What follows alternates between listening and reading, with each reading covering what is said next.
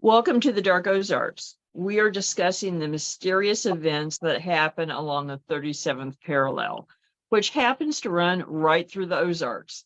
So what does a line on the globe have to do with mysterious events?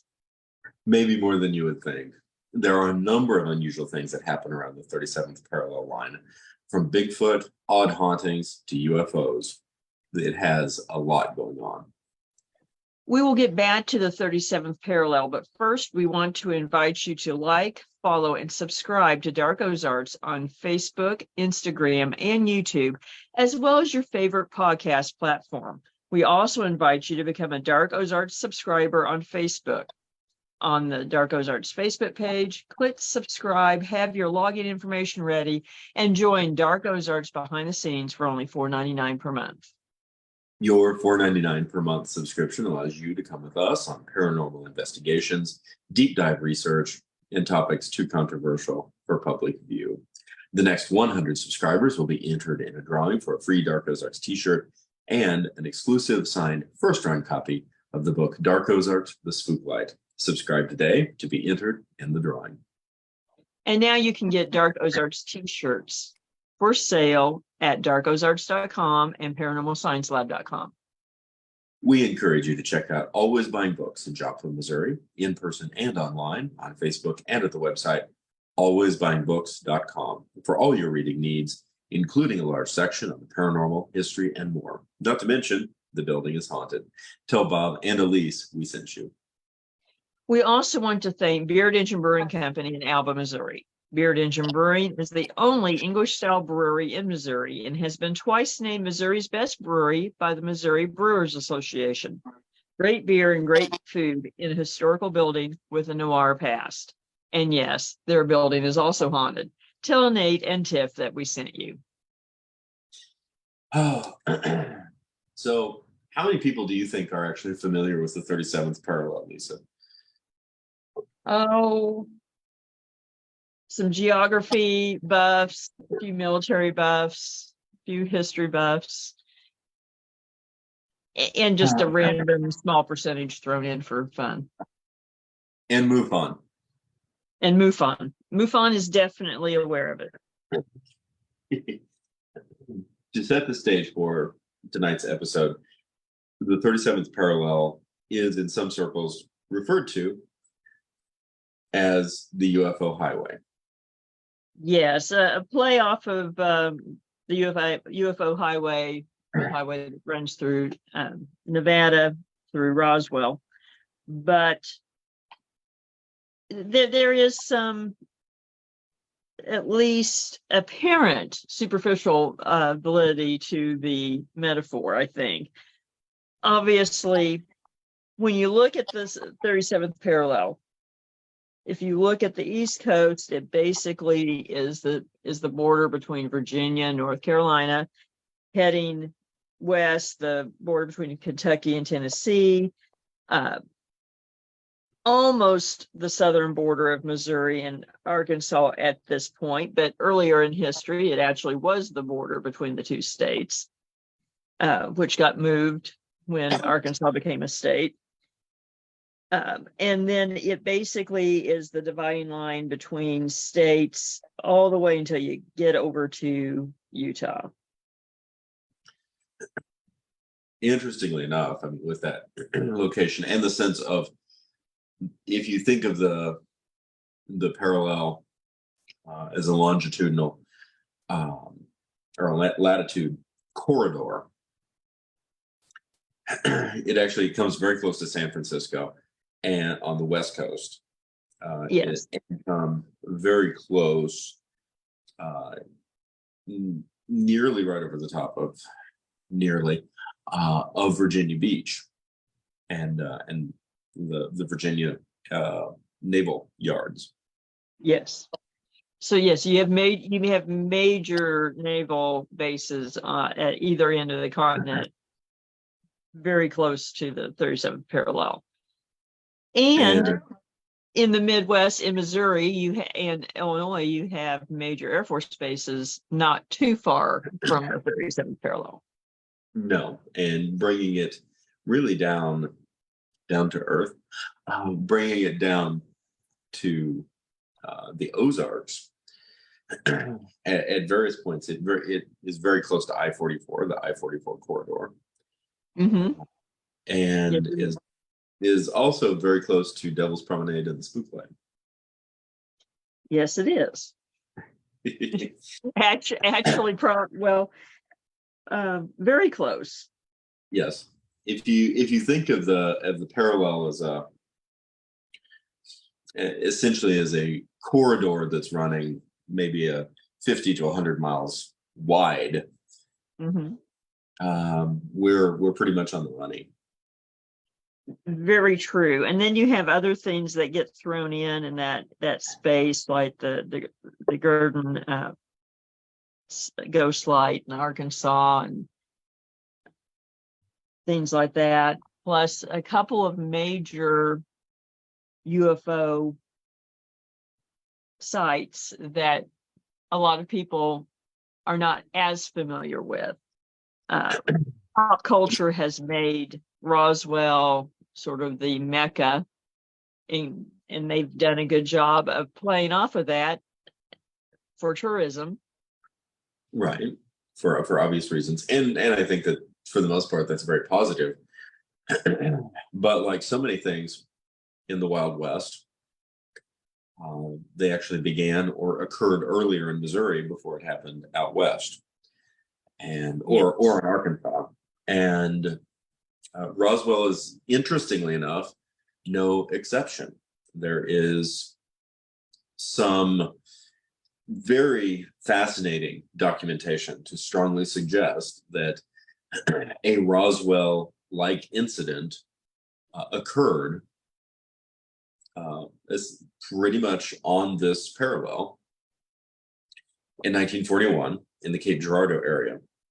A crash that involved the alleged recovery of a dying pilot and co-pilot who were not human. Yes. Getting to my notes. But and I think it's important to note in context to this, there was a Army air base very close to Cape Girardeau, within miles, and that we were not quite into World War II, but certainly gearing up for it. And the military certainly was gearing up for it when this happened, which explains why it is not that well known, because it appears that witnesses were sternly advised not to discuss the matter.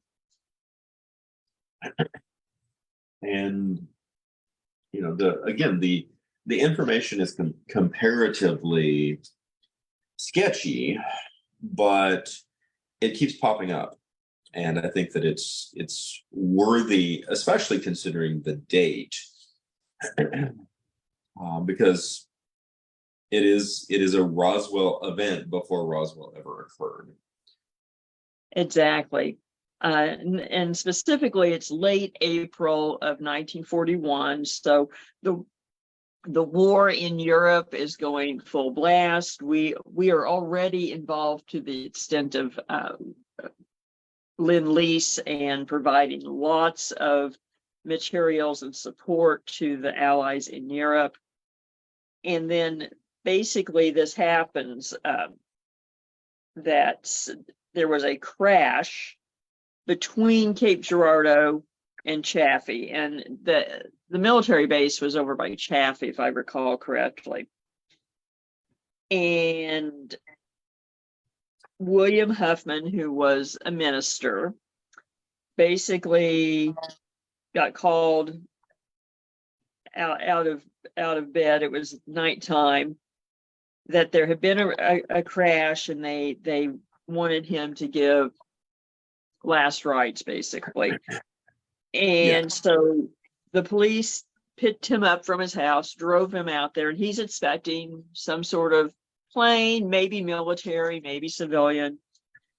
And what his account, which later was relayed by his granddaughter, was that when he got there, he got the shock of his life. There was no cylindrical airplane with wings or propellers. There was a round silver disc that was broken open, and there was debris, metallic shards in the field that had set fire to the field.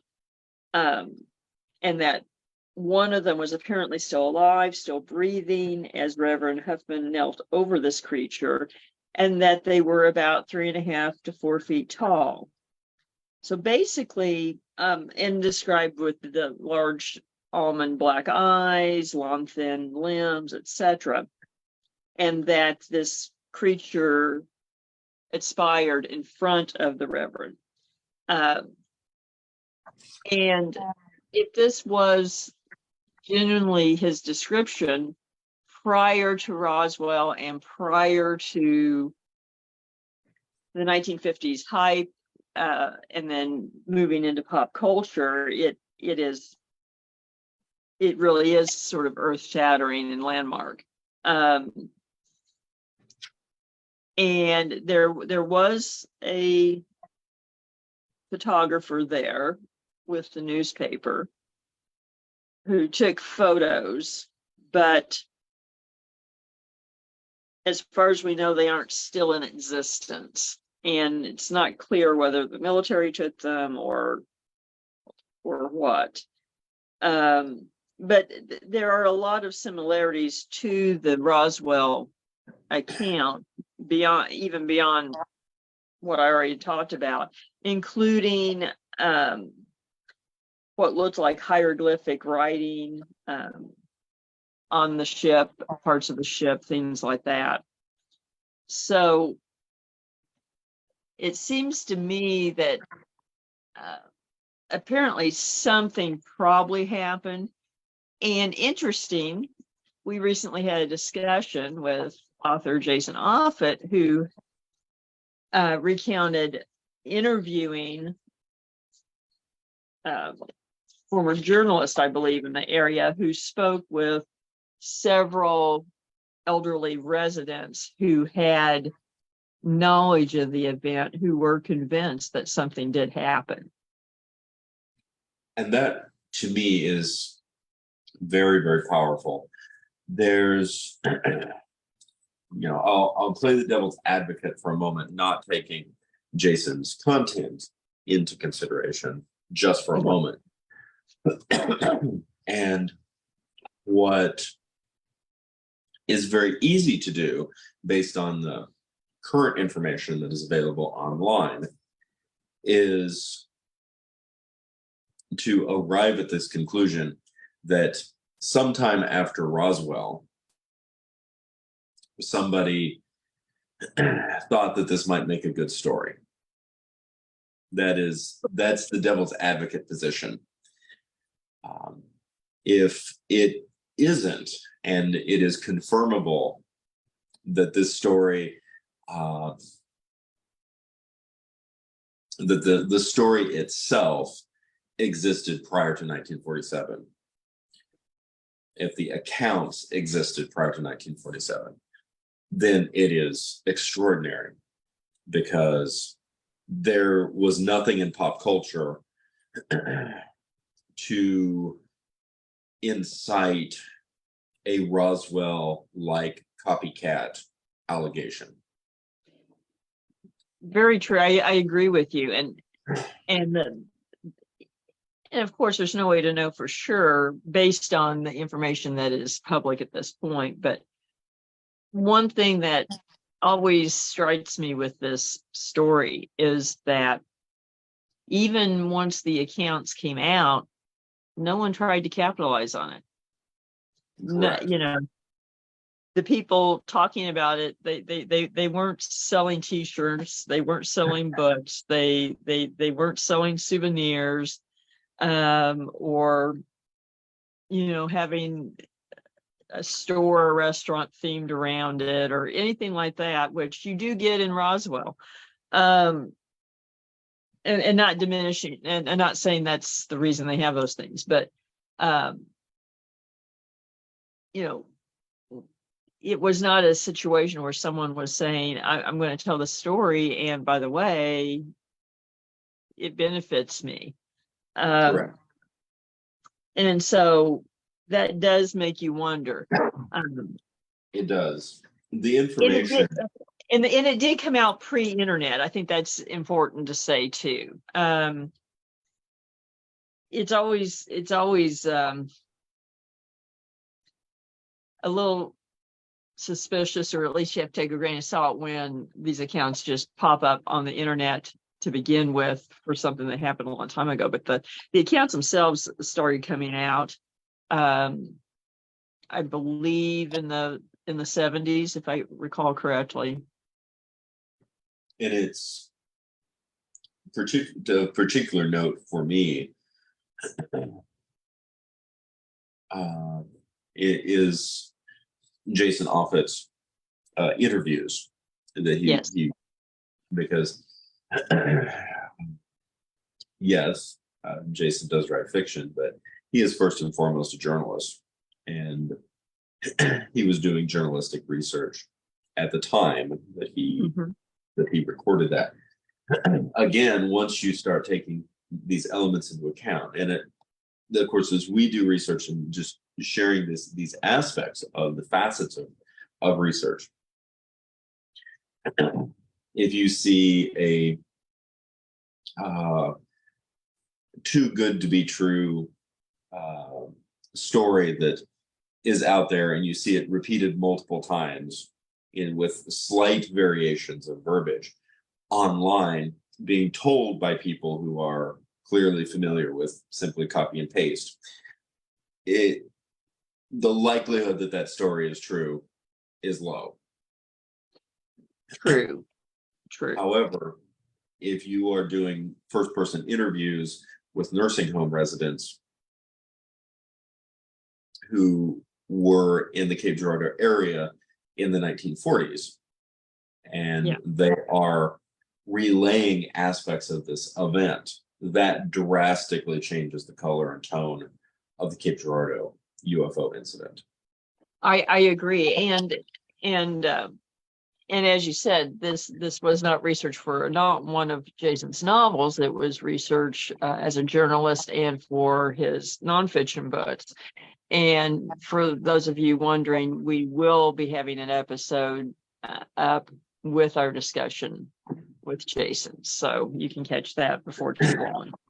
That was a fun podcast. Yes, it was. And excited about that. But there's the fact that Reverend Huffman was the pastor of Red Star Baptist Church in Cape Girardeau. As the story goes, in the 1980s, his daughter Charlotte Mann told the story about what her grandfather had experienced, and the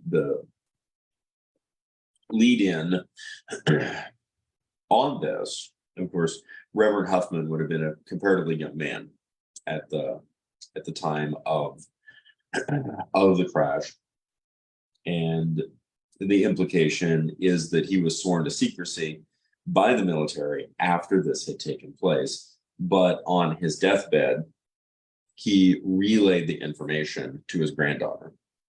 Yes. And again, there does not seem to be anything in her part of the story to indicate that she was doing it to be salacious or opportunistic. So no, and apparently, fire department and police records show an occurrence of the day of the crash. And additionally, documentation shows that Reverend William Huffman was indeed the Reverend of Red Star Baptist Church in 1941. So there's a number of correlative or intersecting points in terms of Yeah.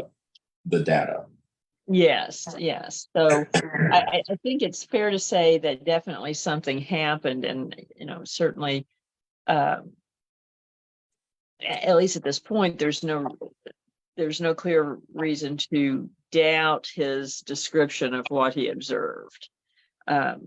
Whether it's whatever the nature of the vehicle and the crew members, but definitely out of the realm of normal expectations going out to a crash site. Yes. And obviously there's a a good chunk of time has passed from the original Wright brothers flyer to 1941, but still air flight was a comparatively new thing in 1941. And then to take that a step further, and again with the allegation that not only was the wreckage suggestive of a craft that was unidentified and unrecognizable, but the fact that the individuals inside the craft were not human, that is a huge jump in the mindset. Yes. Now, I guess we should mention the only other analogous major event prior to 1941 in the modern era in America would be the airship sightings in 1897. Yes, and And that is a strange bit of history. it really is. And because ultimately you had reported sightings from California all the way through Kansas, through Arkansas, and actually there's a case in Arkansas where two law enforcement officers observed a cigar-shaped airship that we would now look back and say that sounds like a dirigible. And they reported it. They made statements under oath and, in fact, endured some ridicule, but stood by their account. So it seems like they probably saw something. But their account was what they observed were men in this airship. But while there was experimentation with various forms of balloons at that time, there were no dirigibles that is publicly known until about 10 years later, when the first dirigibles were put into service by the Army as experimental craft. But and sort of the pinnacle of those stories is the Aurora, Texas story, which got reported in the Dallas Morning newspaper April 19th of 1897. This is another April occurrence, just like Cape Girardeau, interestingly, where the allegation is that airship crashed in Aurora, and that the pilot of the airship was killed and was buried there. And it was reported that local authorities, including an astronomer, were able to observe the wreck and the pilot, and supposedly conclude that it was an extraterrestrial, which they assumed was a native of the planet Mars at that point. But the interesting thing is that on the very same night, which would indicate that maybe people in Aurora, Texas were not affected by this was that in Leroy, Kansas, a prominent local rancher, and as I describe this, everyone, think 1947 Roswell, that a prominent rancher, Alexander Hamilton, and his household were reportedly awakened by a noise among the cattle. They seized some axes and ran to the corral, where they saw an airship slowly descending until it was about 9 meters above the ground. It consisted of a cigar-shaped object about 90 meters long, with a carriage underneath made of glass or other transparent substances, alternating with a narrow strip of some other material. The carriage was brightly lit or lighted within, and that Hamilton wrote, "It was occupied by 6 of the strangest beings I ever saw. There were 2 men, a woman, and 3 children. We stood mute with wonder and fright when some noise attracted their attention, and they turned a light directly upon us. Immediately on catching sight of us, they turned on some unknown power, and a great turbine wheel about 30 feet in diameter, which was slowly revolving below the craft, began to buzz, and the vessel rose lightly as a bird." Then he goes on to say, when about 300 feet above, it seemed to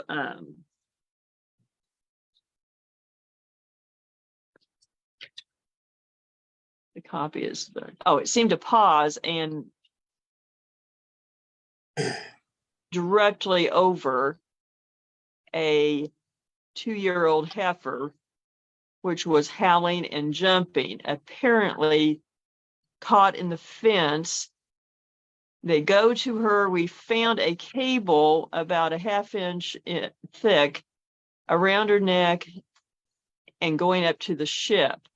He goes on to say that basically the ship rises up, takes the heifer with it, disappearing, and that supposedly the next day the hide, legs, and head of a heifer were found in a field 3 or 4 miles west of Leroy, with no tracks in the soft ground around them. The hide bore Hamilton's brand.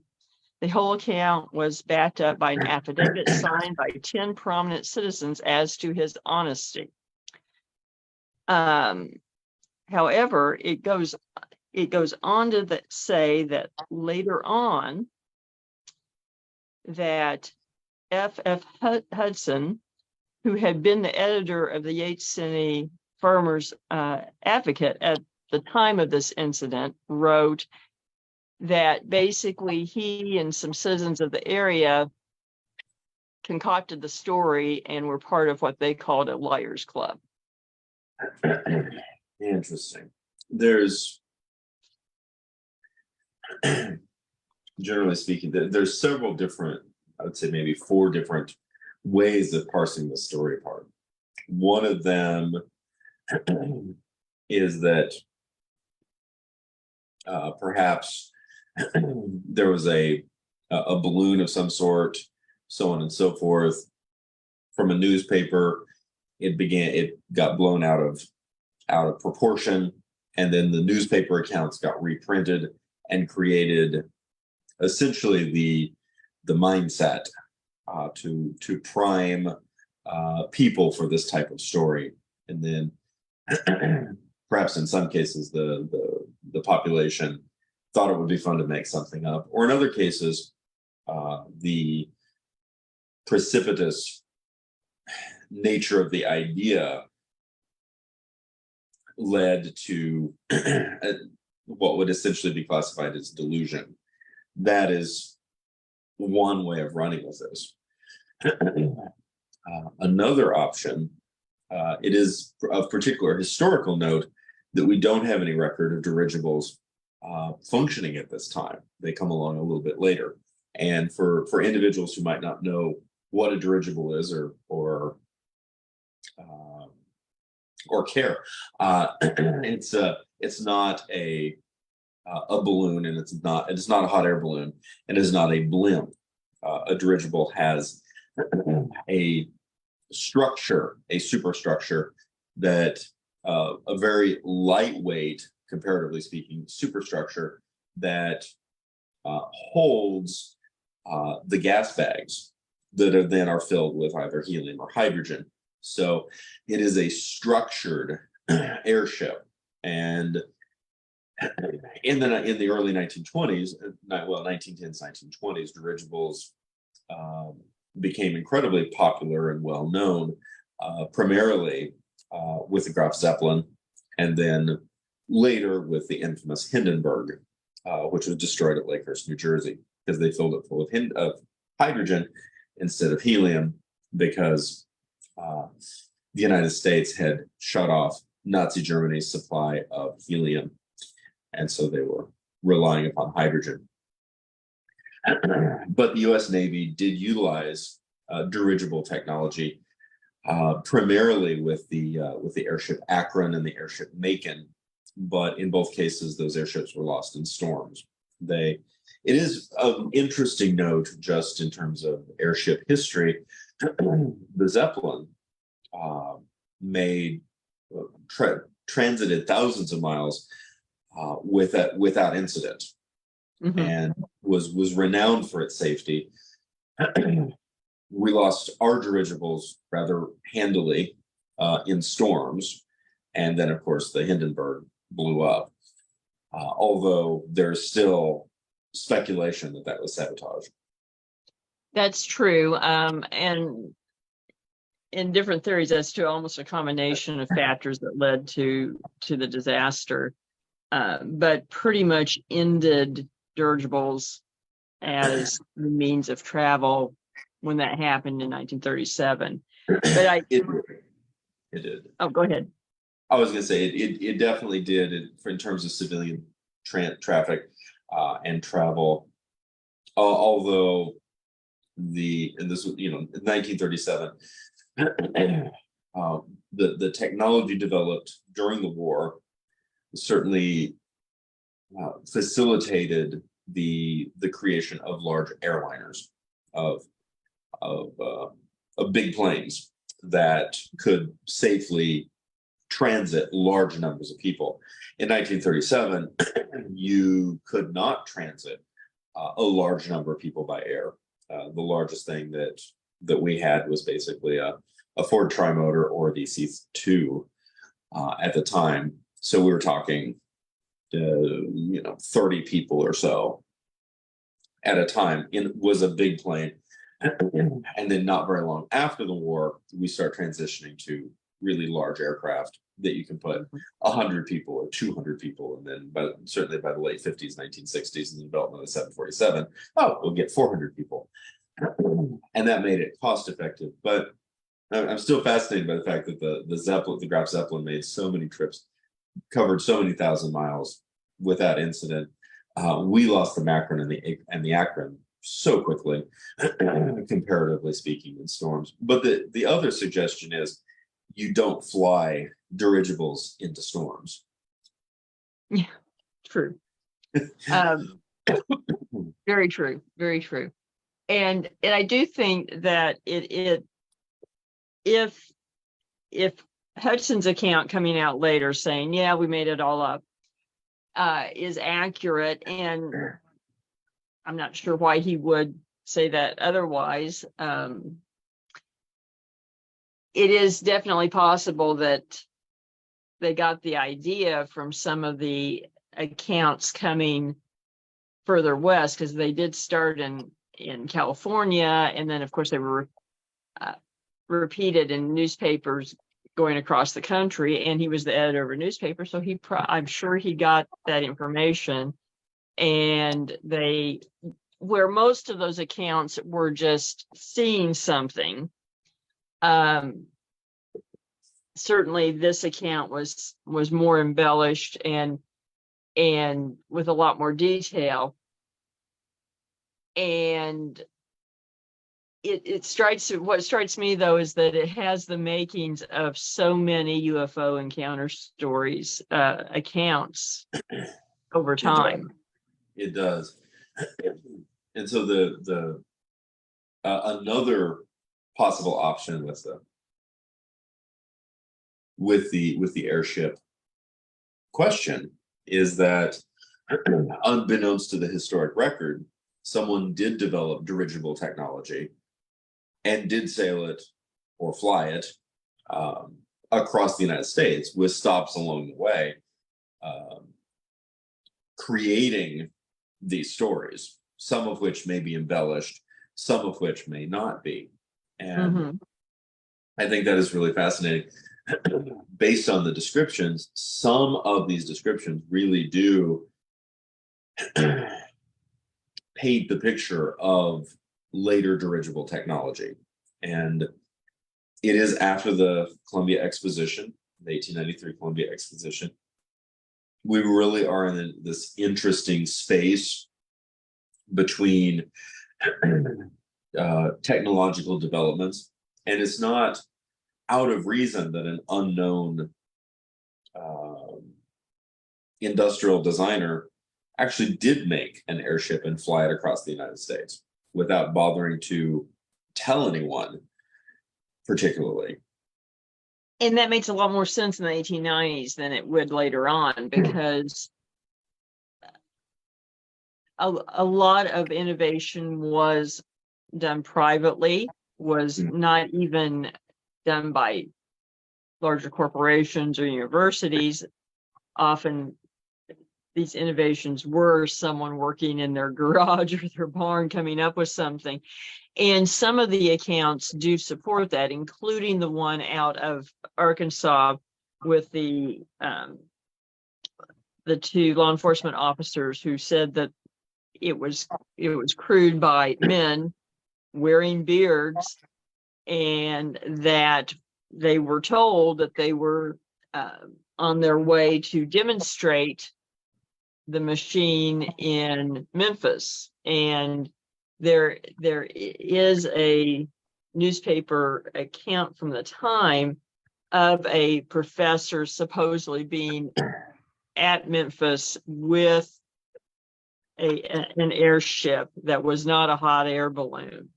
And but it was just a blurb. It was not even something that seemed to garner a lot of interest. It was just something going on, like someone had built a new kind of bicycle or something. So, I think it's very possible that, they decide, hey, let's create a tall tale out of this, and the events at Aurora, Texas could have been very similar in creation, or some sort of delusion, or seeing an airship. But I don't think they were affected by this particular story because they occurred the same night.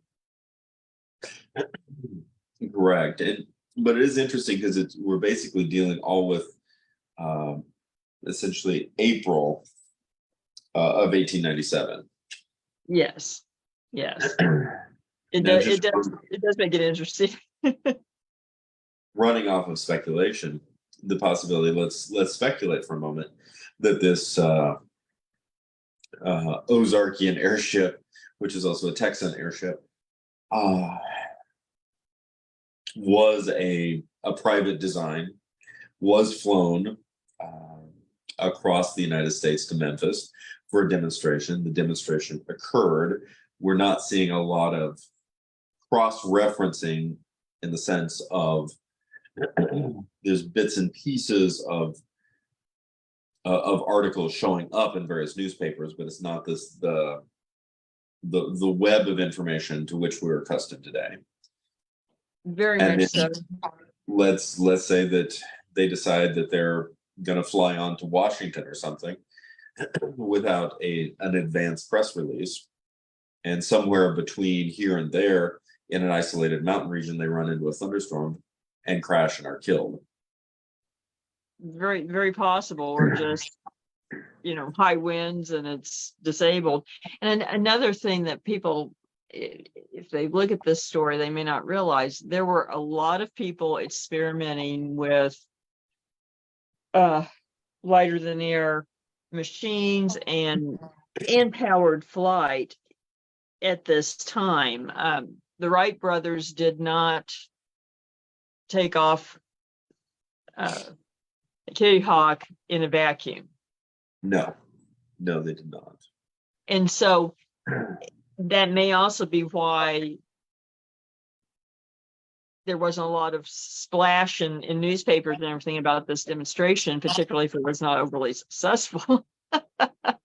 Because, you know, these things were going on in the few years before the Wright brothers. A lot of people were experimenting. And so I know there's another one that didn't work. But it could be that simple. It could be. And then the last, bringing it back to the UFO aspect, pardon me, is that some aspects, and perhaps they are embellished, perhaps they are not, but some aspects of these stories, all the way down to an abducted cow, are weirdly reminiscent of UFO lore from 50 years later. Yes, I find that the most interesting, that you have, I mean, of course, you know, we've all seen cartoons and images of, you know, a cow being abducted by a flying saucer and everything. And it seems interesting that this trope goes back clear to 1897 in the culture.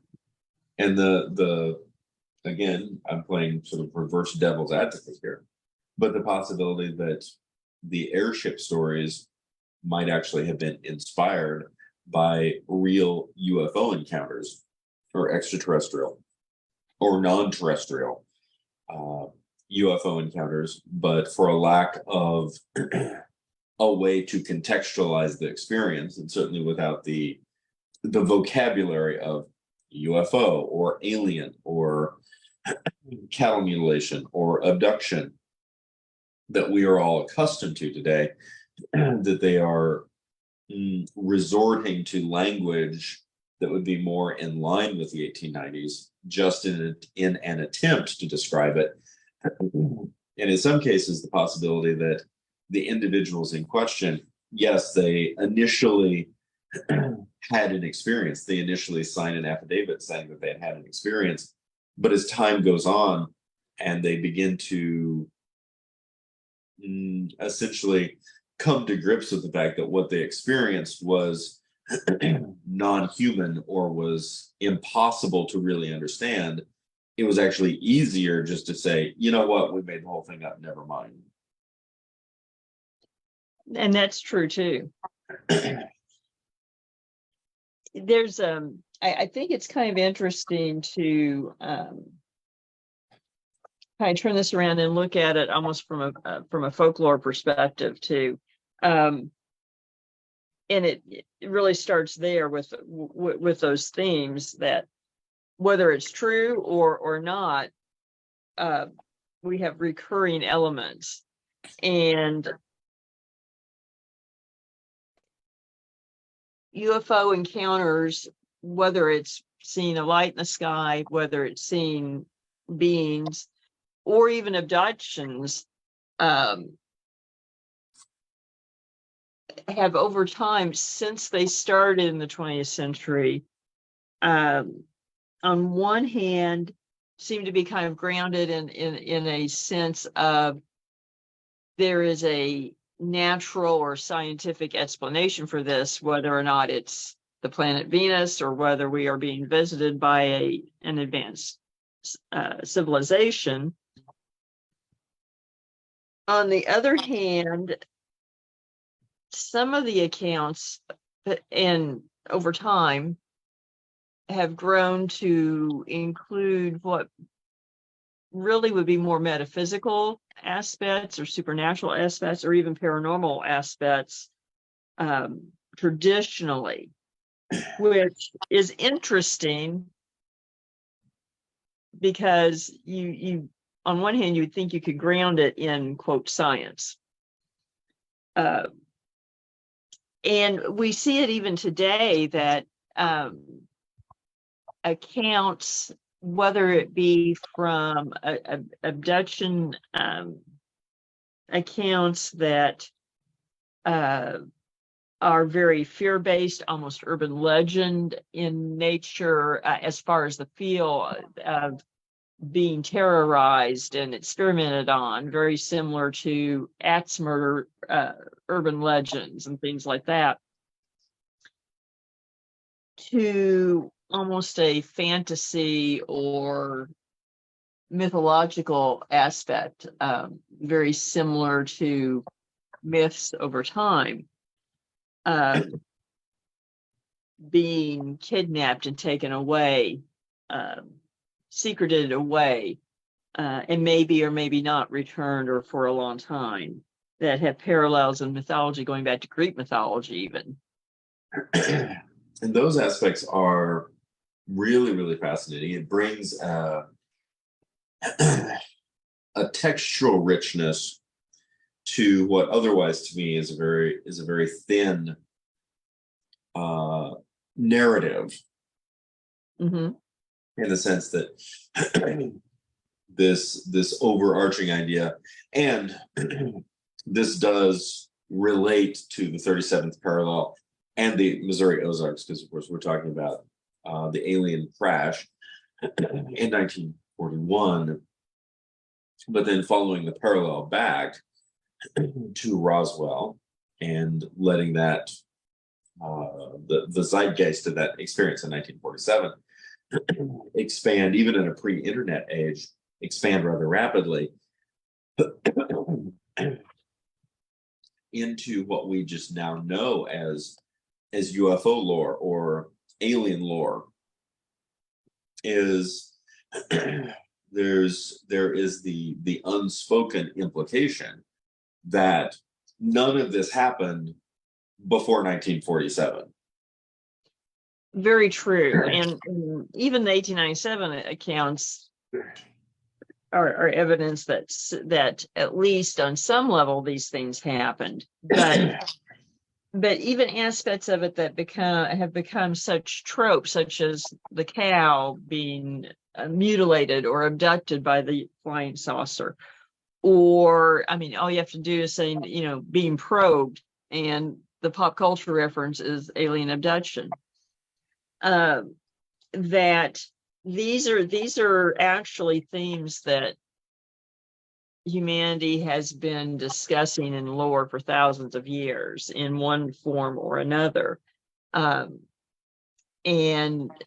whether it's urban legends of the 20th century that make their way into horror movies, Greek mythology.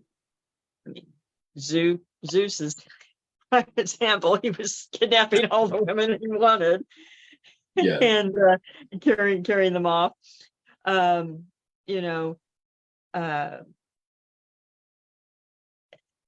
Hades taking Persephone. This is a recurring theme. I mean, and I mean, you see it in biblical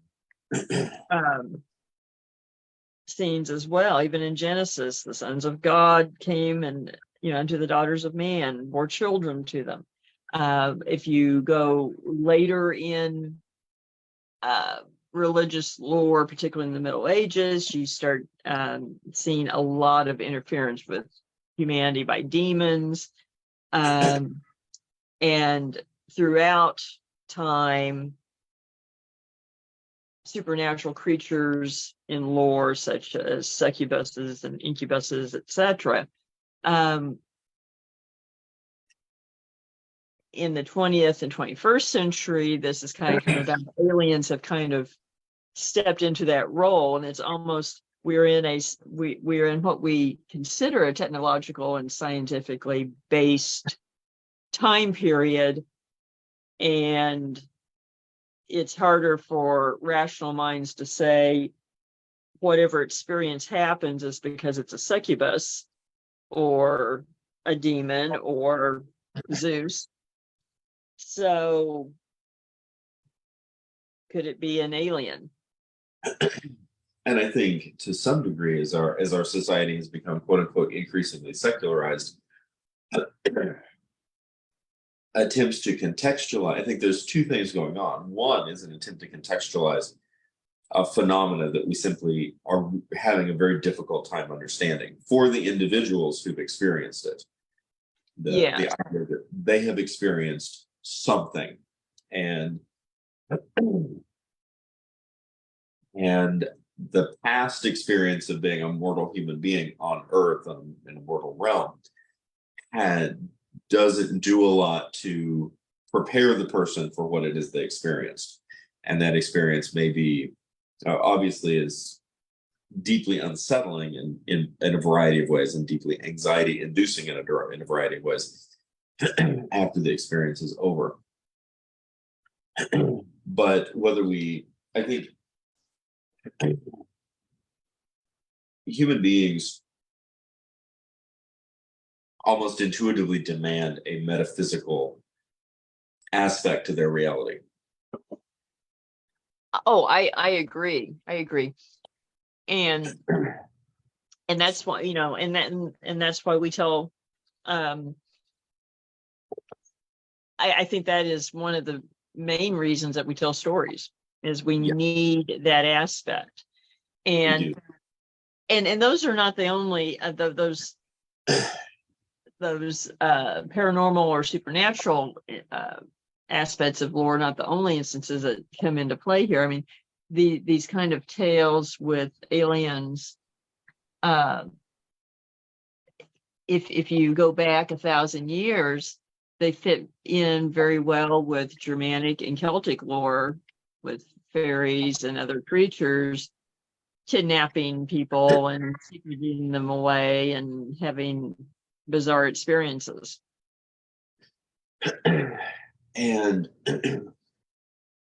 something that is worth considering is that we may not really appreciate the weight that has been placed upon our psyches since the 1950s by this industrialized secularism.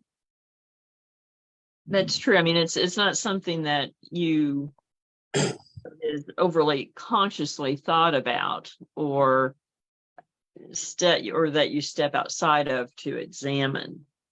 Because we really don't step outside of it. Everything is seen through the lens of, is it scientific? Is it rational? Has it been approved by the, various agencies of government? Mm-hmm. And we don't even question that as a general rule. That's true. That is true.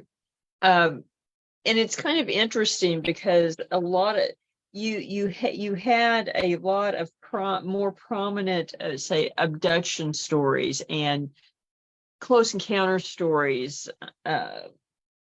even as depicted in the movie Close Encounters of the Third Kind, up until the 90s. And then it's because in a lot of these of the experiences really did seem to be portrayed, either you're a crackpot or it is some sort of almost a metaphysical experience that may or may not involve aliens. And even including Kubrick's work. I'm sorry? Even including Kubrick's work, 2001: A Space Odyssey. Very much so. And then and then there was a bit of a fork in the road, I think, with this subject beginning in the 90s. You had that path continue, and we see it today, and it's now that sort of that mythological aspect of it, or almost fantasy sci-fi aspect of it comes out in accounts that aliens and cryptids are working together and this kind of thing. It's almost as if mythological creatures in some ways. And that a lot of telekinetic powers, things like that. The other fork seemed to go back more towards rationality, as, and I think that was grounded, ironically, with the X-Files, that Yes. people started looking at this instead of, sort of over the top kind of tropes, starting to, can we explain it, whether it's some sort of conspiracy in the government, or are they really visiting us or anything, but a sense of trying to look at it again rationally. But you have both of those forks going on, which now, fast forward to 2023, and we are having congressional hearings on the matter, and whistleblowers and the military coming out and releasing at least some footage of video of UFOs, or unidentified aerial phenomena, as they like to say now. That seems to be more information coming out bit by bit. So it's as if that rational narrative is now going forward, which seemed to be suppressed for a long time in cases like Cape Girardeau and Roswell. It does. And certainly, having attended the Eureka Springs UFO conference several times and talked to a number of people, it is a wide demographic of individuals in terms of their experiences. And certainly in some instances, the sense that some folks who did not ask to be singled out, who had experiences that were impossible for them to contextualize, they really are owed an apology for having suffered from being essentially social outcasts, essentially labeled crazy, and that this whole time that there were organizations that could have released documentation to say, no, you were not crazy. You genuinely experienced something that you could not contextualize. And we might not be able to tell why it happened to you particularly, maybe just wrong place, wrong time. But you're not a crackpot and you do not deserve ridicule. And they've lived decades being that person. And that's difficult.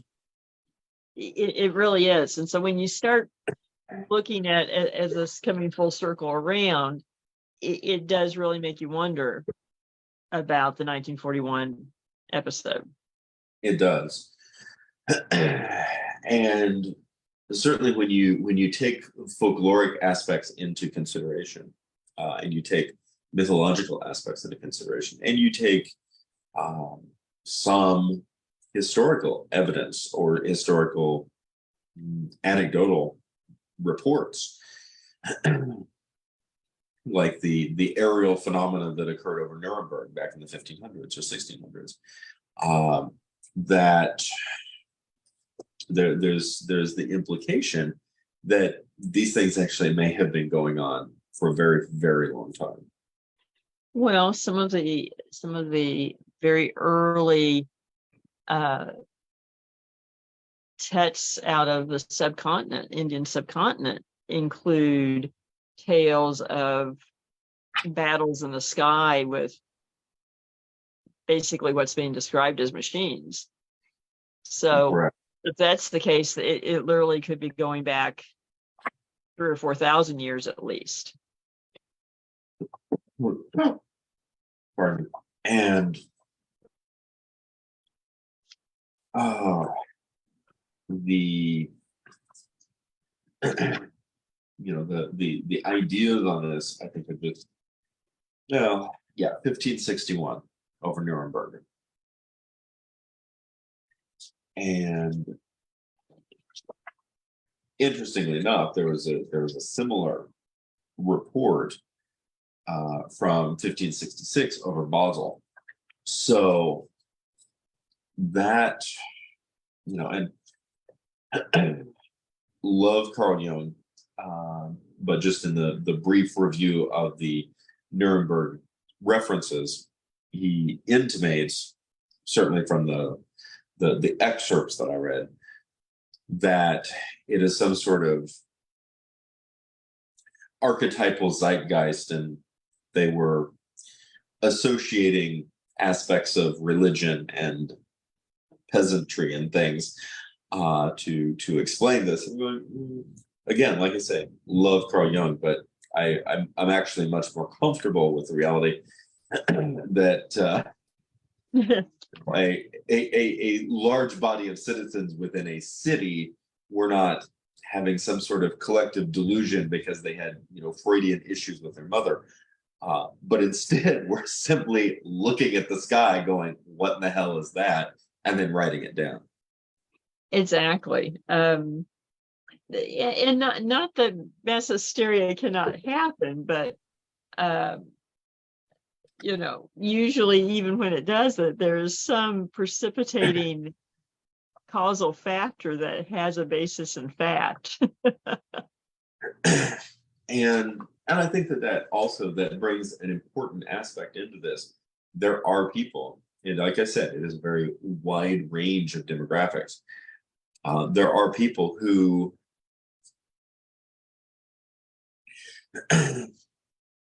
create fictional experiences for a wide variety of reasons. And that has to be taken into account as well. Just because somebody is sharing the thing doesn't mean it's true. It's true. There's always that possibility. Based on you have a keen insight on this based upon your day job. What are your thoughts of individuals who simply make things up?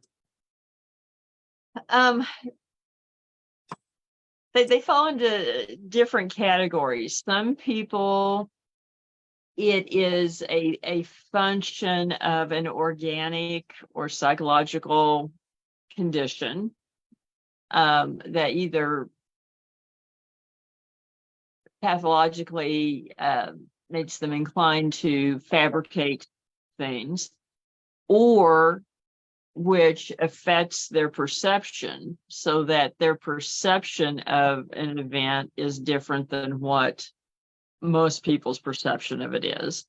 And that does happen.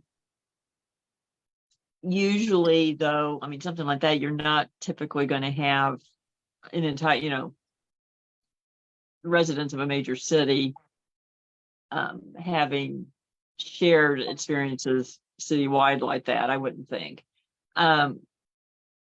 Sometimes it's a mistake, or it can be that misidentification that tends to be the default in our postmodern world, that okay, that doesn't fit into the boxes that we're used to, so you have to be misidentifying something, which can happen. And certainly from my day job, the flip side of saying that if you got a large number of witnesses, they have to be correct. Witnesses can be very faulty in their memory, in their perception. To be perfectly honest, no attorney, no prosecutor really wants to hang their case simply on witness identification. And if you've ever had to try to pick someone out from a lineup or out of mugshots, you can very quickly realize there's a lot of people who look a lot alike, so you can make mistakes, and that can happen in other situations as well. So that can happen, and often very honestly, as far as intent. And then there are those that like to make things up for attention or whatever perceived gain. Correct. And for listeners and viewers who might be new to Dark Ozarks, if you haven't put the pieces together, Lisa is a practicing attorney. Yeah. And I'm the editor-in-chief of a magazine. So there you go. That's law and journalism side by side. And you have to parse those things out. But in that being said, some incidents end up feeling, much more credible than others when you take all those factors into account. And Cape Girardeau certainly is one that I find very intriguing, that it has elements that really do ring true. It does. And really keeping my, part of the research process is just keeping your ears out for bits and pieces.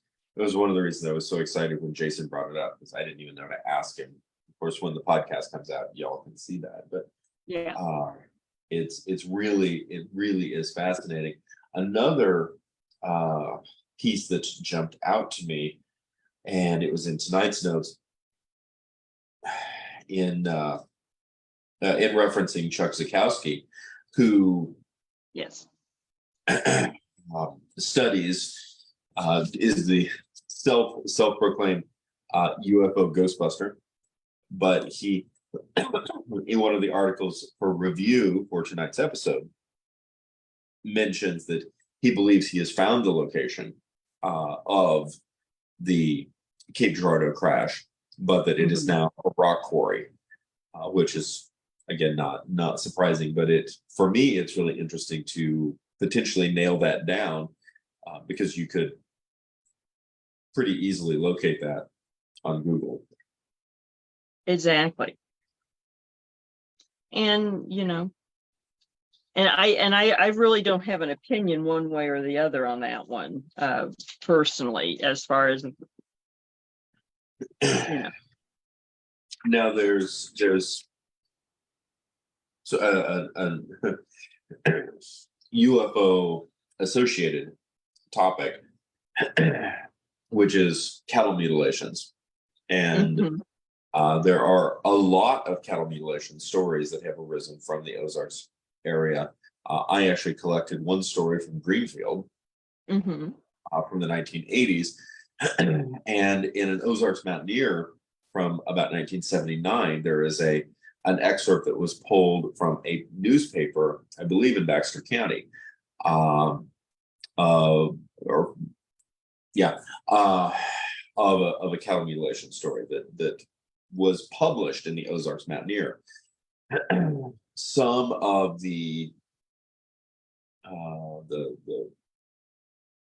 commonalities of cattle mutilations seem to show up over and over and over, regardless of area, but certainly within the Ozarks.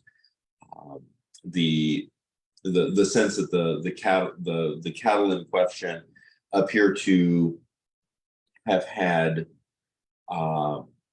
surgical-like wounds, the body of the cow being drained of blood, certain organs, particularly sexual organs, etc., being removed, and that that there's no blood on the ground, that there's no footprints on the ground, that the cow is just there, but having literally been mutilated and drained of blood, but there is no blood. There's no blood on the ground. And if anyone's ever dealt with livestock and them dying or butchering, it's quite a feat to do that without spilling blood. And the official reports typically say, well, the blood must have just soaked into the ground. And again, unless the blood magically becomes transparent, that It's you know, it's a very thin line, really, and it does something that seems to be very consistent with the official story compared to the on the ground. The official story gets released, and there is the impetus to say, "Oh, this is the official word. So if you disagree with the official word, uh, you're dumb, you're mistaken, you're crazy, you don't know how things work. This is the official word." And I think that that really uh, is um, being pulled from this secularization of society. This idea that there are overarching authoritarian structures, typically with letters instead of names, for the organization, varying agencies, and these organization agencies are going to explain to you, the peasant, because that's largely how we are treated, you, the peasant, how reality actually works. And the lived experience of, for example, being a rancher, being a farmer, knowing um, how much blood is in a cow, uh, these types of things, knowing that the official story is bunk, is ridiculous, is not workable, and yet the the narrative moves with the official story, and the individual experience becomes essentially the outcast experience, that the mhm. you are an individual who doesn't know what you're talking about, and you become isolated. And I think there's a strong strong push to create that isolation, because at the point that the individual becomes isolated, uh, typically they one of two things happen. If they continue to frantically try to tell everyone that it happened, they literally get labeled a crackpot, and their voice becomes marginalized. Or I think what happens more often than not, especially with everyday working class people who have had these experiences, they simply shut up about it. Correct. I mean, that's very true. And um, another example in this is that when often sort of that official narrative, it starts to shift when the rationale becomes obvious that it's veiled or too thin for explanation. That instead of, well, the blood's soaked into the ground, and if it becomes apparent that, well, that doesn't make sense, then it tends to shift. Well, it's animal predation after a natural death, and you just don't, you just don't know how coyotes eat on a corpse or whatever. Yes. And that's not the case. If you've been around livestock, if you've been around a ranch, um, you see these things, and so it will shift to fit that narrative, and it ends up sounding very conspiratorial theory in nature, and um, not meaning to put it into that camp, but it's more institutional inertia. We have the official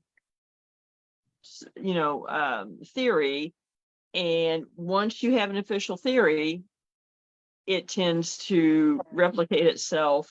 And you see this not only in these kinds of situations, but you see it with researchers who, say, anthropologists or archaeologists, that start to make findings that don't make sense of the accepted timeline of, say, civilization in North America. There is a professional push not to publish that, not to talk about that. And it happens in other circumstances. It does. Just as just as an example of how something in a completely different context can happen, I see it as an attorney, victims of crime, of violence, whether it's domestic violence, child abuse, other examples. Often what will happen is they get painted as unreliable witnesses, or they're crazy, or whatever, very similar to these circumstances. And so often you will see either, they become frantic trying to explain themselves, and it's reinforced that they're the ones with an issue, or they shut down and just don't talk about it. And then later on, people are going, well, why didn't they get out of that situation? Why didn't they say something? Well, they did 5 years ago and no one was listening. But it's very similar process. It's interesting. It really is. We are community mammals. Human beings are community mammals. And things that begin to act divisively within that structure affects us negatively. That's very true. And the whole phenomena of strange things in the sky and potentially beings interacting with us falls in that category. It does. It does. And I think we can just be safe at this point saying that whatever was on the cover of the sensational tabloids in the grocery stores in the 1980s was probably true. It just probably was true. I don't know how Bat Boy is getting along. I'm assuming he's settled down in the suburbs at a nice split level. It's probably true. And on a disturbing note of continuation, I want to just share, and this is from the map. This map leads to America's Paranormal Highway, by Melkorka Lycia, and it's a story largely, an article largely about Chuck Zukowski, but in it relates a series of cattle mutilation reports, primarily out west, but I'm going to share it because they are not dissimilar from the cattle mutilation stories that we have here in the Ozarks. One from 2011 in Trinidad, Colorado. A 5-year-old cow was found missing its udder, its tongue, its left ear, had oval-shaped holes. We're on page 4 of our notes. Oval-shaped holes between its forelegs and rear. The dirt surrounding the animal seemed undisturbed, and there were no footprints to be found. What was particularly odd about this one, quote, when I came back a few weeks later, I noticed the bottom ribs were cracked. The only explanation is that it was dropped onto the ground from a high distance. The Los Angeles County Sheriff deputy investigated the death, but was unable to determine the cause. And in November of 2009, in San Luis, Colorado, a 5-month-old calf had its guts completely hollowed out, its legs broken and bent backwards, and its body twisted like a corkscrew. It was the 4th calf on the Sanchez ranch that had been viciously mutilated over the previous 3 weeks. The rancher was so distraught that he took the rest of his calves to auction. He figured selling them was better than losing more to mutilation. And that is, it's disturbing to share, but these are the types of stories that we get on a regular basis once you look into it. And of course, not limited to the 37th parallel, but certainly along that wider corridor. what are your thoughts on this kind of occurrence?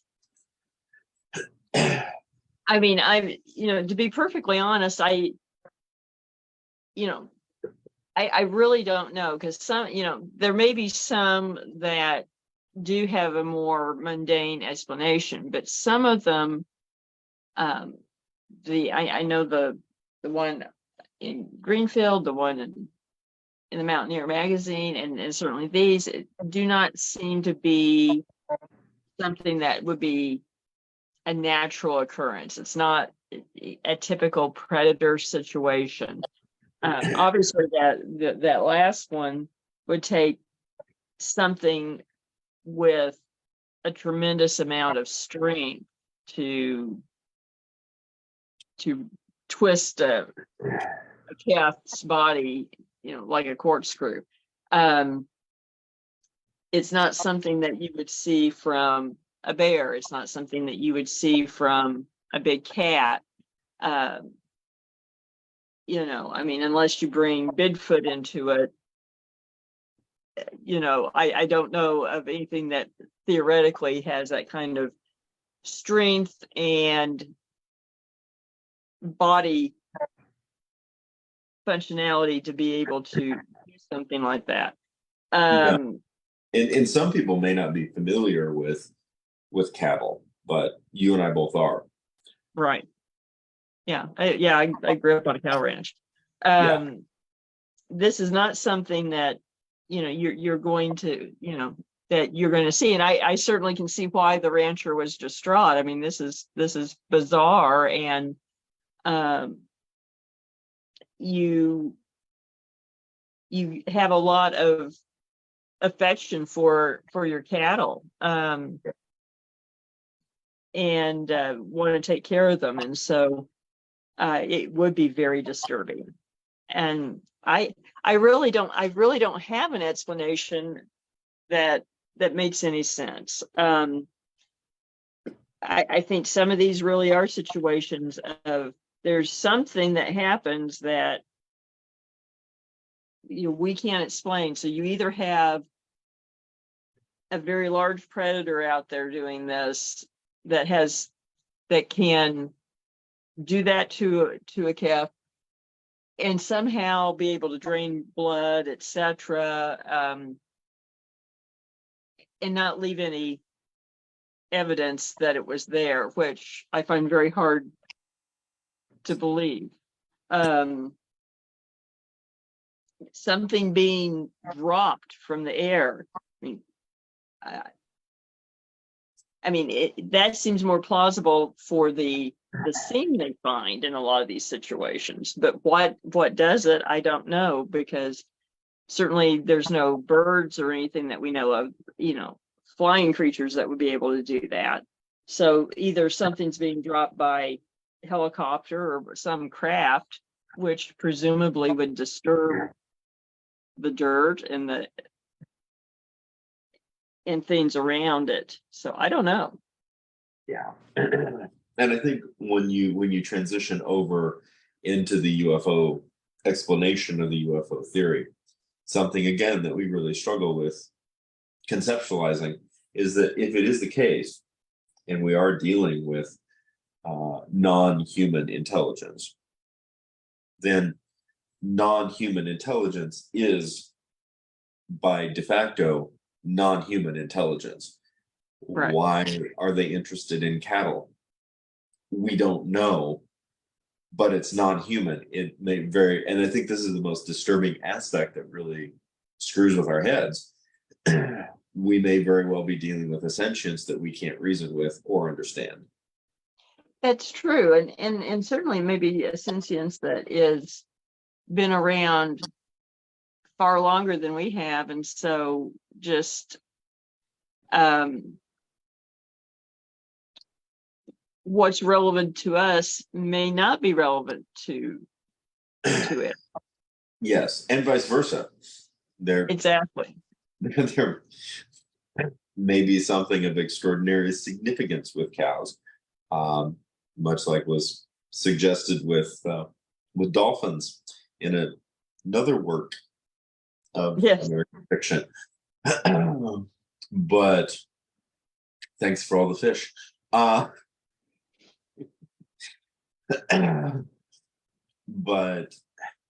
and it's something that I think is, as much as I love Star Trek, I think that it's Star Trek is a Shakespearean morality play about the human experience. It is not an explanation of the future, and it is not an explanation of extraterrestrial sentience, because essentially every alien race of any dominance within Star Trek is simply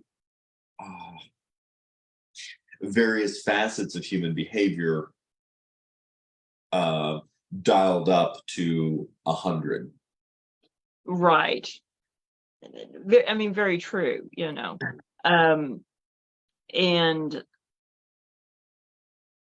the other hand, other models like Aliens or Predator could Yes.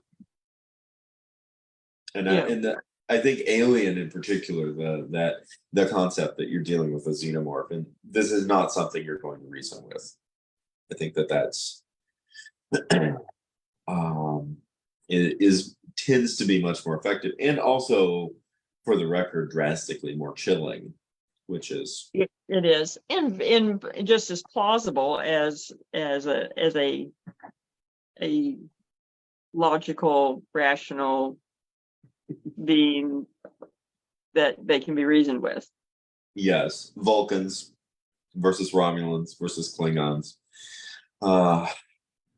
versus Cardassians, and even the Borg, in that aspect, really speaks to, and I think this is something that it was easy to miss back in the 80s, but the Borg, going off on a tangent, my coffee hit bottom. The Borg really speak to humanity's darker nature of monolithic totalitarianism. And while it can seem alien, certainly within a free society, it's still tragically human in its historical past. Please see example in Exhibit A, the 20th century. Take your pick of dictator. Exactly. You have a buffet. Enjoy. But it is disturbing, and it's interesting because you and I are both find the UFO cow abduction motif to be a really interesting and evocative art form. There's a lot of art that actually is created along these lines, and I remember going to the Eureka Springs UFO convention several years ago, and was drawn to the diorama that was on display that had a UFO with a bunch of little plastic cows in a diorama field. Which, you laugh about that, but obviously, if you're the rancher that's finding your livestock like this, it's not funny. No, and it's also an illustration of vulnerability. It is. Of what is so pastoral and comforting and calming as a field of cattle can be the scene of chaos, violence, and destruction. It is. And which, of course, brings us back to Zeus. Touche. And there is an interesting aspect of this. There is an overarching conceptual theory or theme that seems to be translated through the interaction from triangle ships, that black triangle ships that seem potentially to be mapping the Earth, to the abduction theories of individuals being taken and studied, to cattle that are having their important pieces removed for unknown reasons before their corpses are dropped back on the earth. The idea that something is being looked for. Mm-hmm. And is that unknown question that is the most frightening? And or that something is wanted, that there is some sort of search, and it's easy to make light of the Greek mythology, that, to put it in very blatant terms, that Zeus is a horn dog and has serious issues. But stepping sort of through the looking glass for a moment, with that, the idea of this extraordinarily powerful cosmic being that is wanting something and is taking things capriciously is a very interesting comparison. It is, and it's a theme that replays through time, and honestly through most religions over time. There's that theme or question, as well as folklore and supernatural lore through time. That you have a very powerful being that is capricious and arbitrary, and humanity is unable to defend itself against its will. Yes. Now there is a theory that, and I'm curious with this, and again, we're talking about things happening along the 37th parallel.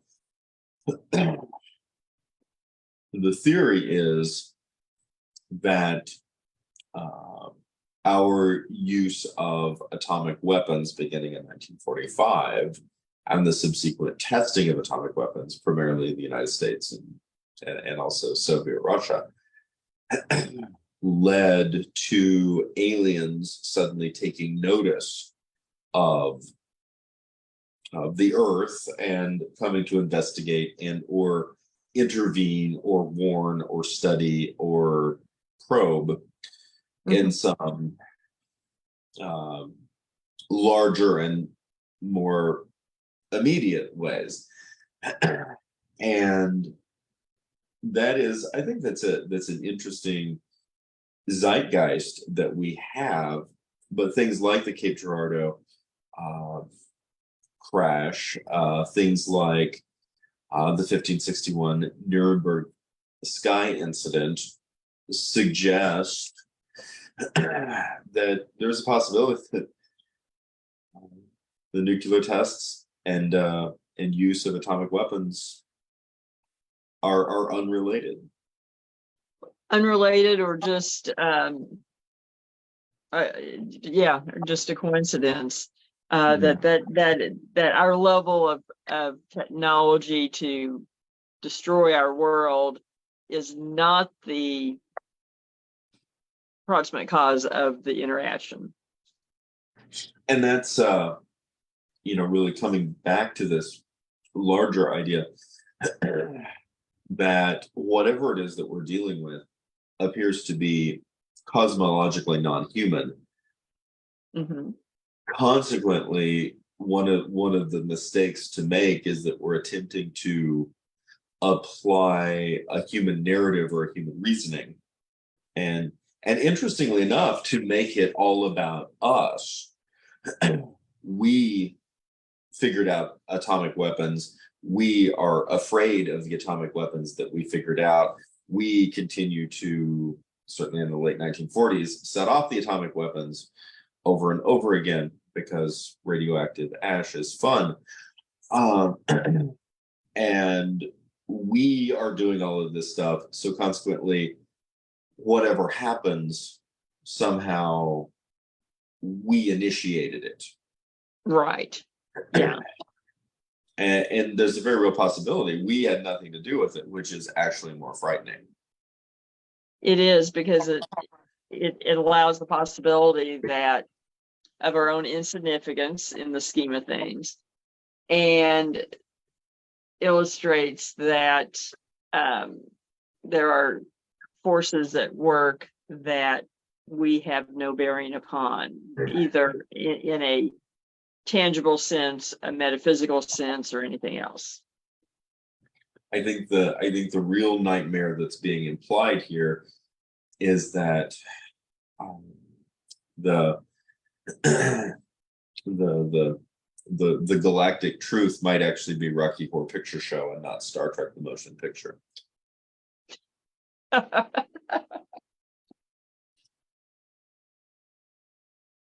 Well, I guess it's a possibility. And Which point I think I'll just stay at home. But I'll just stay at home and light my Vic. Okay. exactly. Now we did talk about, one of the things we were going to talk about is cryptids. And we talked about things being picked up and dropped from a great height, which does bring us to pterosaurs and thunderbirds.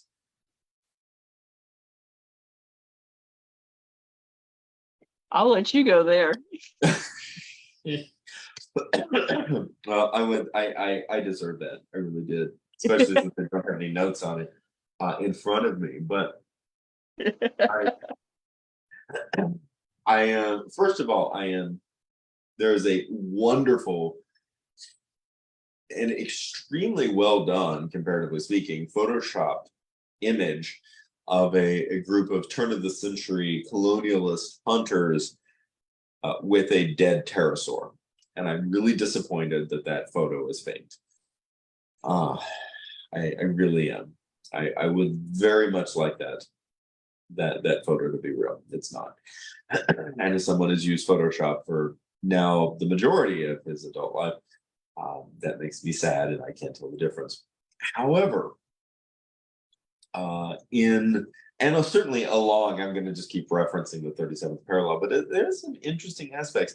There Tennessee, Kentucky lore associated with giant flying lizards, pterosaurs.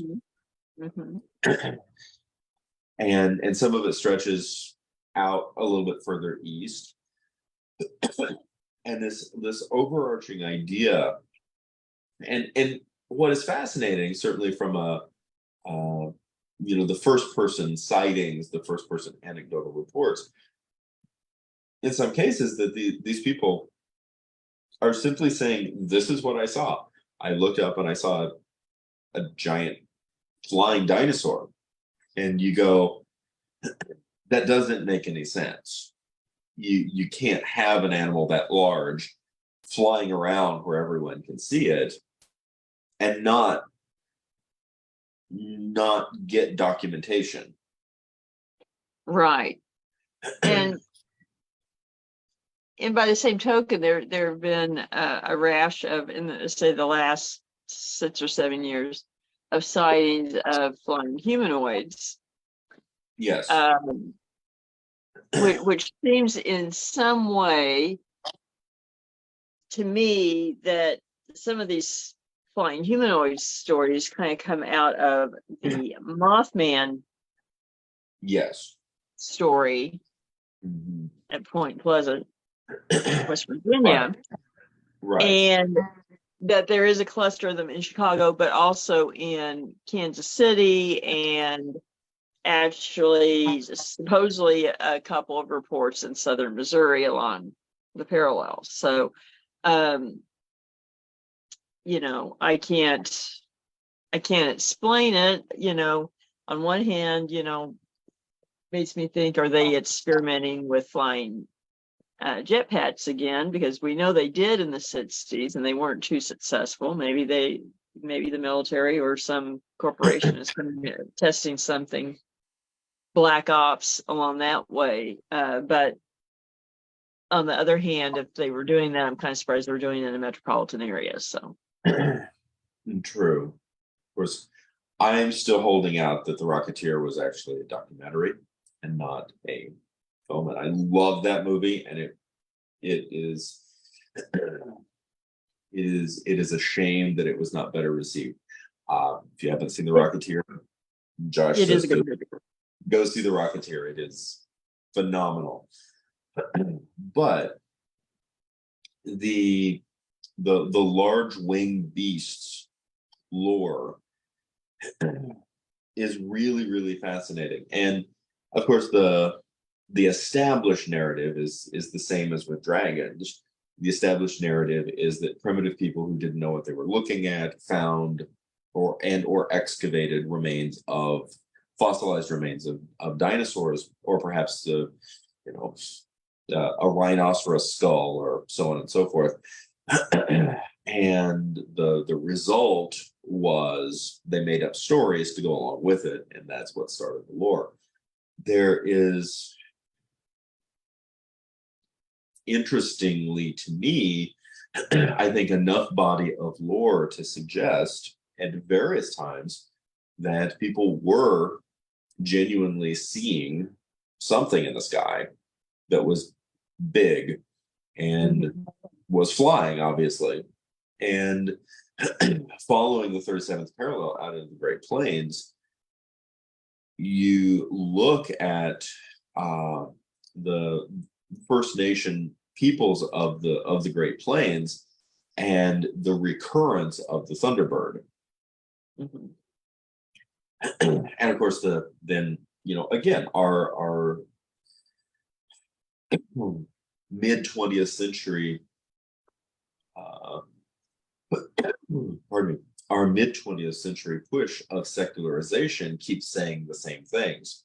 Oh, dramatic cumulus clouds with lightning, primitive people making things up about lightning. Yeah.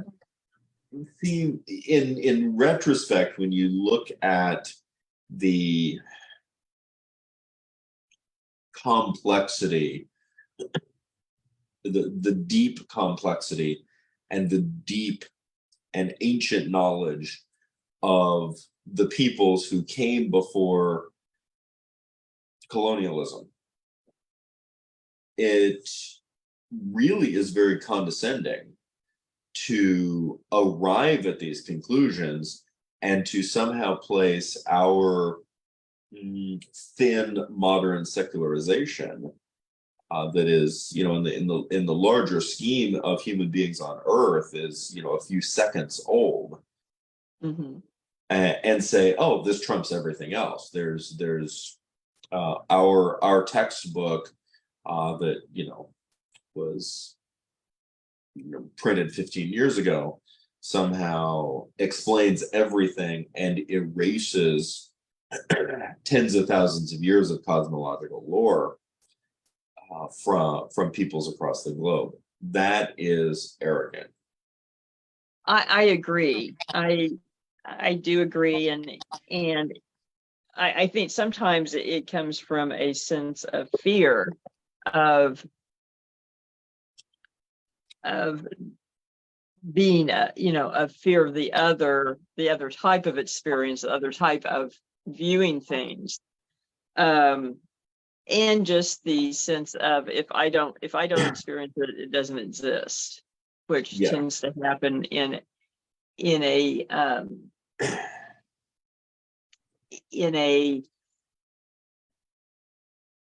technologically centered worldview. It does, and again, but I think the fear, I think the fear is a commonality. Oh, I agree. And in some cases, fear of a lot of things. Fear of the unknown, fear that maybe we don't have it all together, fear that we're drastically more vulnerable on this planet than we would like to be, or fear of a break in the established narrative, and that can be derived from, translated in some cases into very simple things of fear of not wanting to have to rewrite the paperwork. And if you admit that there's, for example, a melanistic mountain lion wandering around in the Ozarks. Yes, I went there. That I didn't use the word melanistic large cats. For those of you, don't know what I'm talking about, look at melanistic and you'll get there. But that is in that space. Literally, I think in some cases they're going, we don't want to have to rewrite all this work, so we're just going to deny it and tell everybody that they're stupid. Well, that, and just to me, to be, a little Orwellian, a means of keeping order and a sense of control of society, perhaps in situations where there really is no control, but a feigned sense of it makes the powers that be feel like they can keep peace and order if people aren't thinking about the fact that there are things going on they can't control. Yes. And that has happened in one way or another throughout time. It has. It has. And the idea that somehow in our vaunted democratic society that it suddenly wouldn't happen is a bit naive. It is. It is. Now, perhaps to close out, and this I think is going to be part one. Yes. Of the discussion, because there's a lot to dig into on the 37th parallel and on the phenomena associated with the 37th parallel. But perhaps to close this out would be on a cryptid note, specifically with Bigfoot in association with the parallel. Okay. There are a lot of tales of Bigfoot along the parallel, particularly I'd say from Oklahoma east. Yes. Further west along the parallel, not as much. Tales tend to be further north as you go west, but from certainly in Oklahoma, certainly in Arkansas and Missouri, on east, there are tales of wild men and Bigfoot that go back hundreds of years. And in the Ozarks, the first real continued experiences with a Bigfoot creature would be the Blue Man tales in southern Missouri, which really dead on the parallel. They are. They are. And there's a lot of facets to this. I do want to throw in anecdotally, I've gotten one credible report and then just heard another yesterday, actually, the first credible report of Bigfoot tracks in the snow, actually in a neighborhood that borders a lot of wild space, just about 2 miles from my house. That's not really surprising to me, because we've had similar situations in the Joplin area and the Miami, Oklahoma area, and so being very close to populated areas. Agreed. And that it seems to be something that is at time for many people is surprising. Knowing the area fairly well, I didn't find it surprising. The person who was sharing is somebody that I've known for a long time, and their response being, "I'm going to tell you this, but you're probably going to think I'm crazy." And they told me that, and I went, "No, I think that's pretty normal, actually." And they went, Really? You don't think I'm crazy? I'm like, no, I really don't. There's it's surprising how much wild space we actually have And that and it's and not only just wild space, but a lot of places that sightings happen or tracks are found are sort of thoroughfares that are hidden within in the midst of populated areas, like railroad tracks and things like that. and there are, surprisingly enough, a lot of Bigfoot sightings in association with railroad tracks. Yes, but when you think about it, it makes sense because people generally are not walking railroad tracks. They generally are good avenues to get from point A to point B. They're easy to traverse. And for the most part, you could walk the railroad tracks to not be seen 90% of the time. Absolutely. Absolutely. And certainly with the indicators are that Sasquatch beings have subsonic hearing.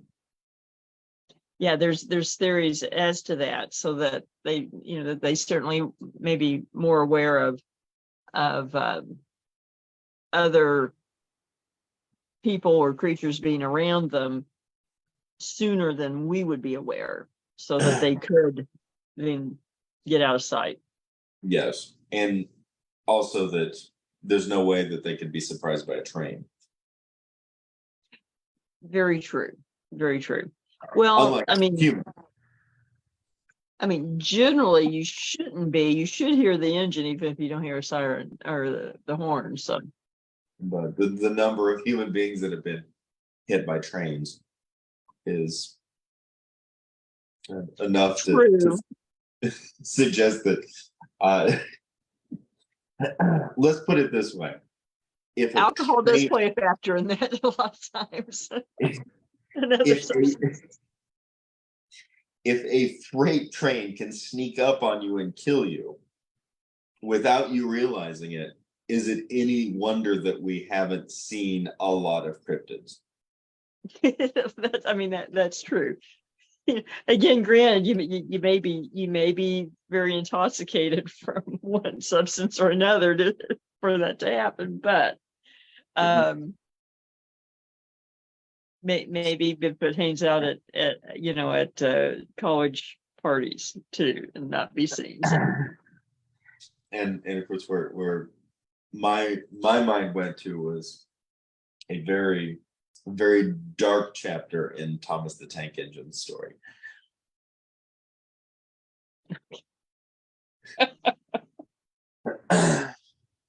I won't ask what you've been drinking then.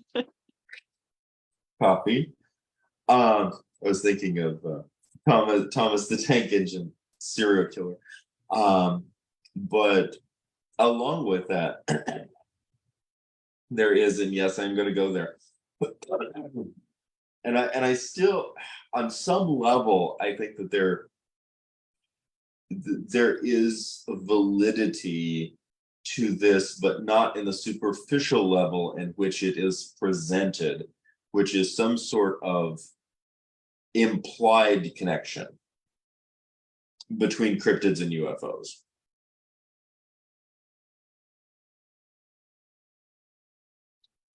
I don't know that I don't know that I go there at this point, but I will stand pat on my answer I usually give on that, is that if there's something interesting in the sky that we look up and see, and Sasquatch probably does too.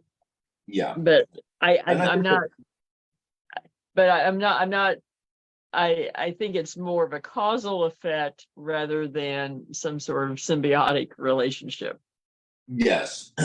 Yes. I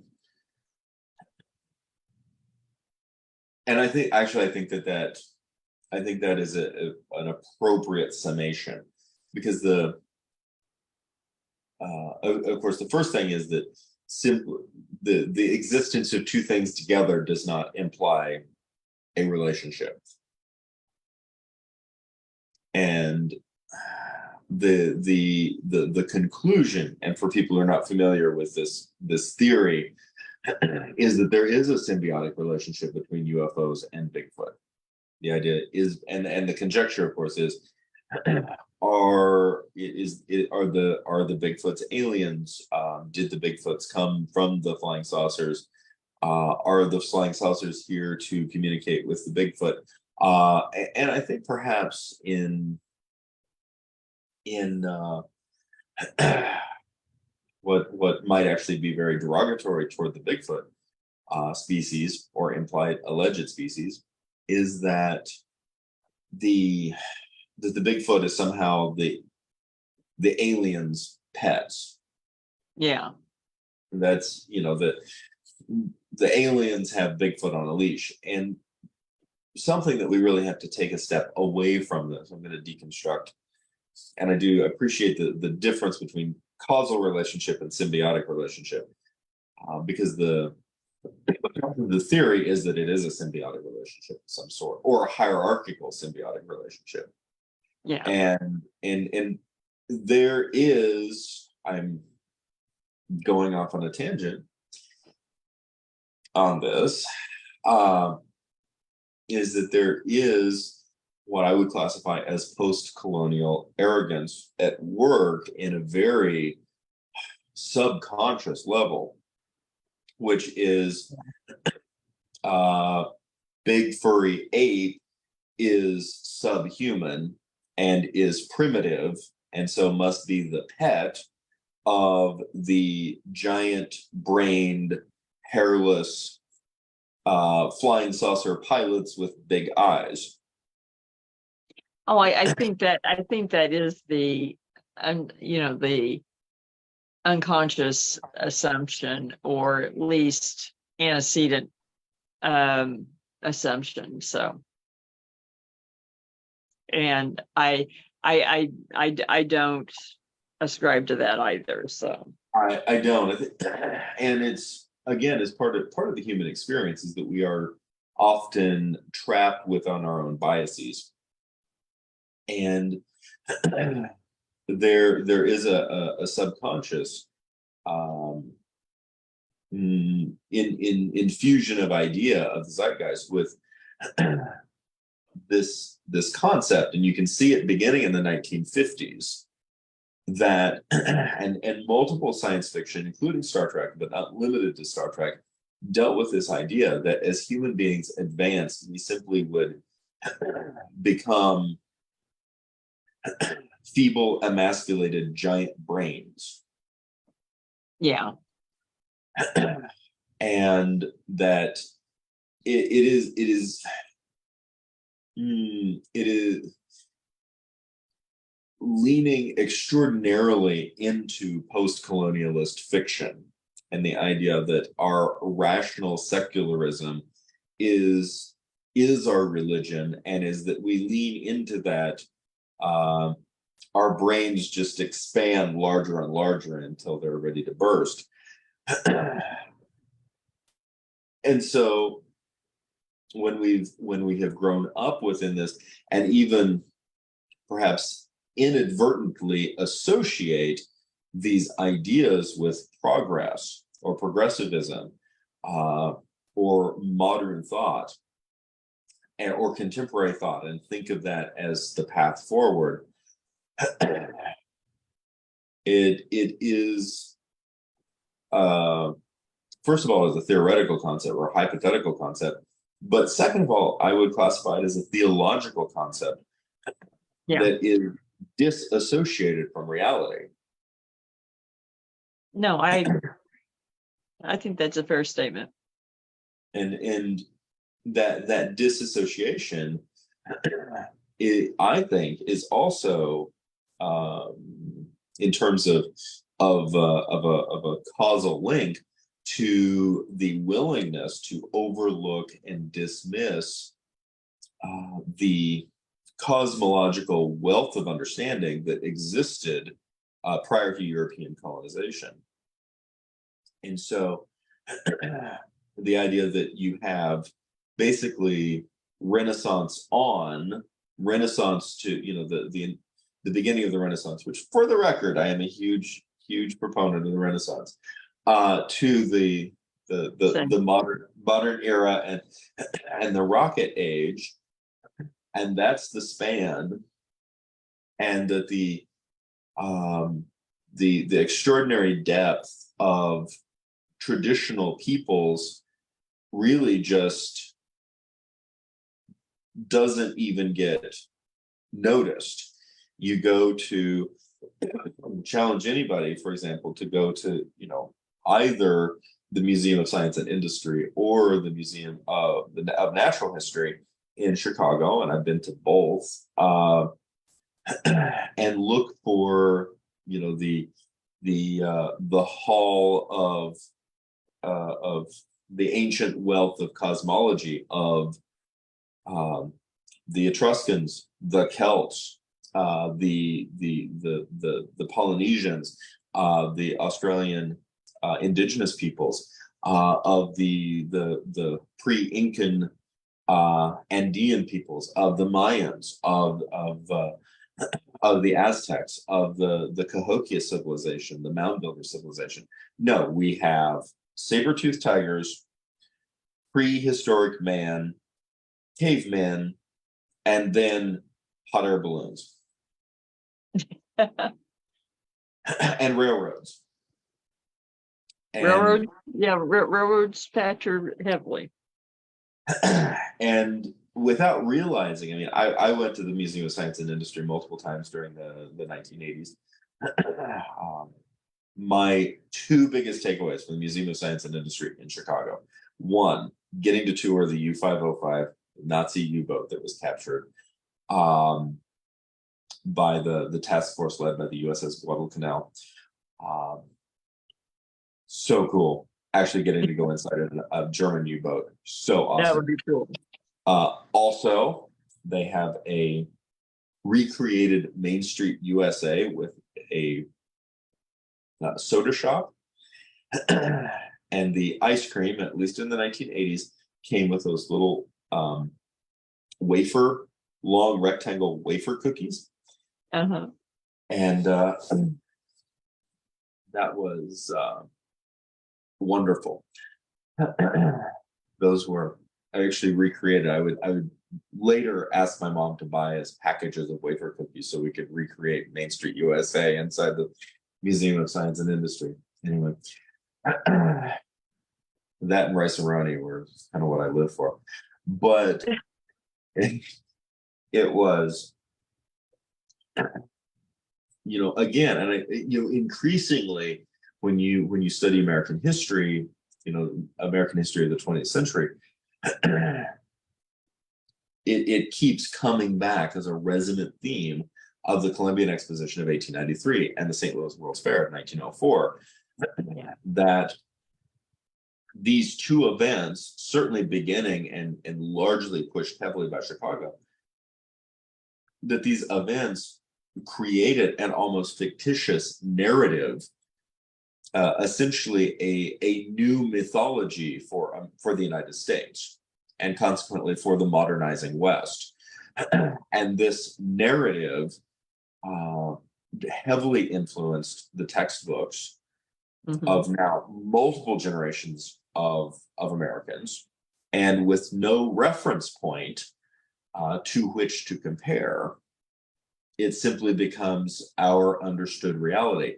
And that doesn't have space for strange cosmology. That's true. Or encounters or experiences that are an aberration. Correct. And while our UFO experiences or the Bigfoot experiences are certainly relatively uncommon, we'll talk about this next time. You've had an experience. I have not. My biggest experience was going multiple times to the Eureka Springs UFO convention. I have had paranormal experiences. I've not had a unknown aerial phenomena experience, UAP, but in these cases relatively uncommon, but in the sense that lots and lots of people have not had experiences, Right. but a statistically significant minority absolutely have had experiences. Very true. And as we say in a lot of contexts and subjects we cover is that doesn't make them incorrect, does not make them false. But the reasons behind them, that is the question. Yes, it is. And they are varied. And I think, again, something that is difficult for us as human beings to do is that we largely have to take the experiences on a case-by-case basis. Uh-huh. And As you have to. Yeah, but we want to take them in blocks. Say, oh, it's this, and so everybody who's talking about this is in this group, and you can't. And we see the same thing with paranormal investigation. Yeah, a lot. And but I think next time, in part 2, we'll be talking about more of these aerial events and more of looking at it from the technological side, the rational side, and where are we right now. So stay tuned. Part 2 will be coming up in the next few weeks. In between, don't forget to check out upcoming events and merchandise at darkozarks.com and paranormalsciencelab.com. Thank you again to Always Buying Books and Beard Engine Brewing Company for helping to bring the Dark Ozarks to everyone. On the next episode, we are going to be discussing vampires and creatures of the night. Catch the Dark Ozarks podcast on Branson Podcast Network, Apple Podcasts, Spotify, or about any other podcast platform. Thank you, everyone. And remember, there are no easy answers in the Dark Ozarks.